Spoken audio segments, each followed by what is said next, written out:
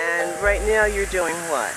Right now, this is a large, what we call a demonstration pile, or there's a lot of names for it. A logo pile, demonstration pile, centerpiece. It's where you have a large sculpture, and in that sculpture you have the sponsors' logos. Ah, okay. This is the sponsors. Yes. Okay. It's kind of a thank you to the sponsors. Right. And it's also people.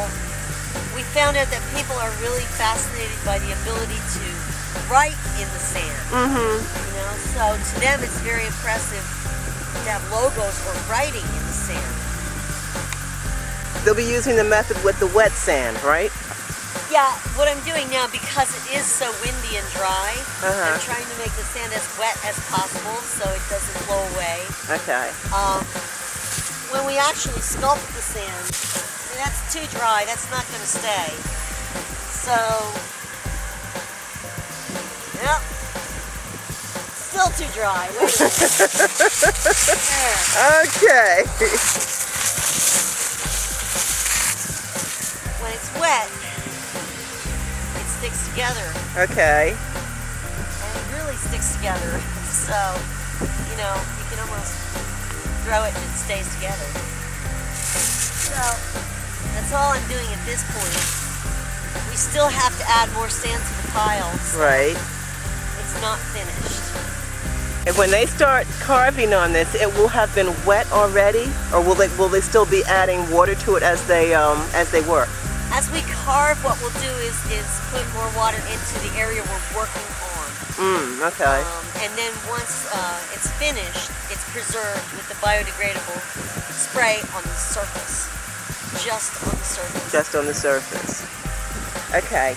You work in, what should I say, a different method. Oh, yeah. You do soft sand with very little water. Yeah, I'm a soft sand.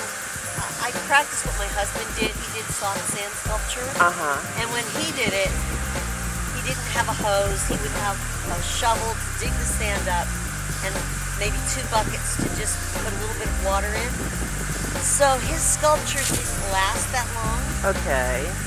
But it's an entirely different way of carving because, you know, the more water in the sand, the harder it is, the more you can actually carve it. What he did, generally he never used tools, he only used his hands. Right. And some fingernails. Okay. But it's completely different because the way he did it, you can push in, you know, you can push the sand and molding it. Yeah. And you can't do it that much when it's really, really wet. So it's interesting. Like what you said, it didn't last very long, and you can't build very high with that using that method. So these were all very. What's the highest you can build when you do it that way? Depending on the base that you have. Like right now, this is a soft sand pile right here. Right. I mean, I'm adding water now. Okay. But essentially, this is about the angle of repose for the sand. If it's just soft sand, it's going to be at about that angle. Right. It's a safe angle. If you start going to a sharper angle, you'll lose it. Exactly. With compaction, you can go straight up and down. With soft sand, it's much more of an angle.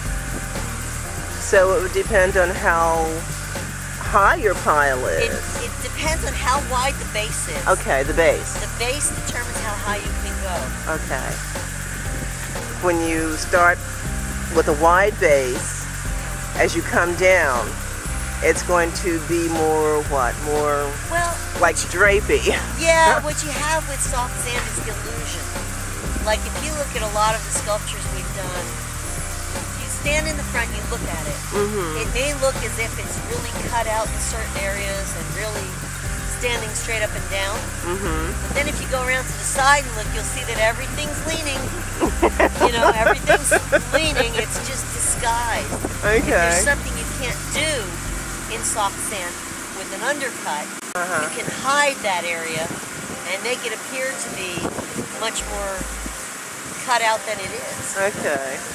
So it's a lot of illusion with soft sand. Ah, it's interesting. Lots of illusion.